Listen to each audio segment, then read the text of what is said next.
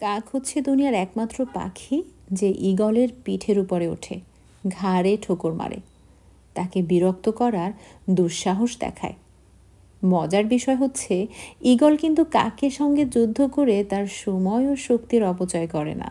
Eagle যেটা করে সেটা হচ্ছে, সে দ্রুত গতিতে উপরে উঠতে থাকে।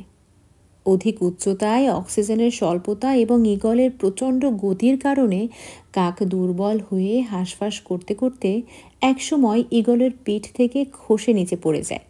আপনার জীবনের চলার পথেও আত্মীয় স্বজন, বন্ধুবান্ধব ও সহকর্মীরূপী কিছু কাক চরিত্রের অধিকারী সমালোচক আপনার পেছন থেকে টেনে ধরার চেষ্টা করবে।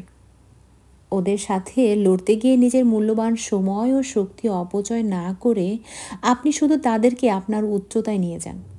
দেখবেন তারা পালাবে, কারণ ওই উচ্চতায় তারা কখনোই টিকবে না। ওখানে পৌঁছানোর যোগ্যতা তারা রাখেই না।